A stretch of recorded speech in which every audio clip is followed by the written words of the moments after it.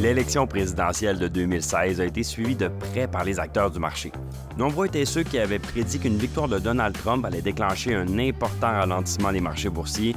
En fait, même certains économistes allaient jusqu'à prévoir une récession immédiate s'il était élu, une notion qui, avec le recul, peut sembler presque comique.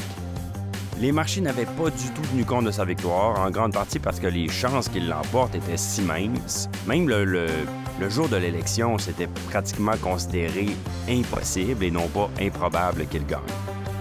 Dans ce contexte-là, un jeune employé d'une société de trading quantitatif s'était vu confier une mission ambitieuse: développer un système algorithmique capable de prédire avec précision les résultats de l'élection.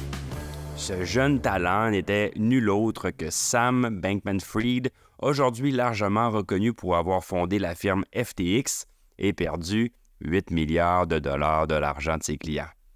Bonjour, mon nom est Pierre-Benoît Gauthier, vice-président adjoint à la stratégie de placement à IG Gestion de patrimoine. Joignez-moi chaque semaine alors qu'on explorera les différentes tendances qui influencent les marchés. C'est la semaine du 9 octobre et encore une fois, les marchés sont en mouvement. Comme beaucoup, l'équipe de Jane Street prévoyait que les marchés boursiers baisseraient si Trump était élu. Donc, s'il réussissait à prévoir le résultat, il pourrait stratégiquement placer des paris sur les marchés des contrats à terme et récolter des profits substantiels. Ces marchés des contrats à terme, sont ouverts aussi la nuit, contrairement aux marchés boursiers.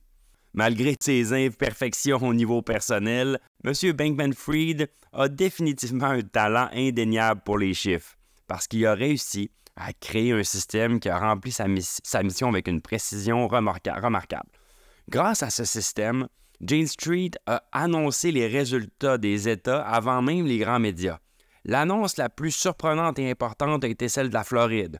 Ils ont réussi à le prévoir 5 minutes avant CNN et leurs données indiquaient un soutien tellement fort pour Trump qu'elles ont considérablement modifié ses chances de victoire qui sont passées d'à peine 5 à un 60 des chances de gagner suite à Floride. Donc, fort de cette prédiction très, très précoce, ils ont exécuté des transactions avant tout le monde. Puis être le premier dans cette situation-là, c'était pas anodin, parce que une fois que les résultats de l'élection ont été connus, le volume des transactions a fait briser le marché des contrats à terme. Donc, autrement dit, il y avait tellement de gens qui se sont présentés pour vendre sur les marchés des contrats à terme durant la nuit que le système a carrément croulé et puis ceux qui avaient été les premiers ont pu passer leurs transactions. Avant l'ouverture des marchés, l'algorithme prédictif de Jane Street lui avait déjà rapporté la coquette somme de 300 millions de dollars en une seule nuit.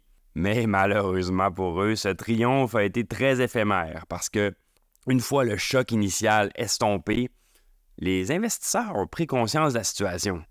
Les politiques de Trump, en fait, risquaient d'être très favorables au marché. Les attentes sont rapidement passées du choc initial à attendre des réductions d'impôts, des dépenses de relance considérables, une attitude généralement simplement favorable à Wall Street. Ce petit oubli-là des marchés a eu pour conséquence que les gains monumentaux de Jane Street se sont rapidement transformés en leurs plus importantes pertes jamais enregistrées dans l'histoire de la compagnie. Cette situation souligne la nature imprévisible des marchés. Même si vous avez raison dans vos prédictions, vous pouvez vous tromper dans le résultat. Comme le dit le gourou de l'investissement Howard Marks, avoir raison est une condition nécessaire à la réussite en investissement, mais ce n'est pas suffisant. Il faut avoir plus raison que les autres, ce qui, par définition, signifie que votre façon de penser doit être différente. En espérant que vous avez apprécié l'épisode, si c'est le cas, partagez-le à vos collègues et amis et on se dit à la semaine prochaine.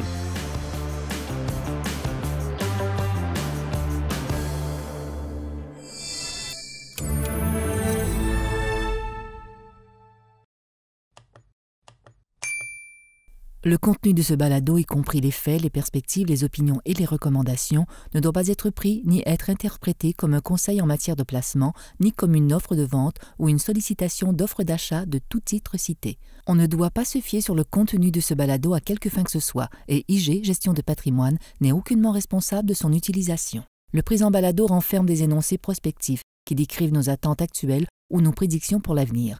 Les renseignements prospectifs sont assujettis à des risques, incertitudes et hypothèses pouvant donner lieu à des écarts significatifs entre les résultats réels et ceux exprimés dans le balado. Nos opinions sont susceptibles d'être modifiées en fonction des conditions du marché. Les placements dans les fonds communs peuvent donner lieu à des commissions ainsi qu'à des frais. Veuillez lire le prospectus avant d'investir. Les fonds communs ne sont pas des placements garantis. Leur valeur varie fréquemment et leur rendement antérieur peut ne pas se reproduire.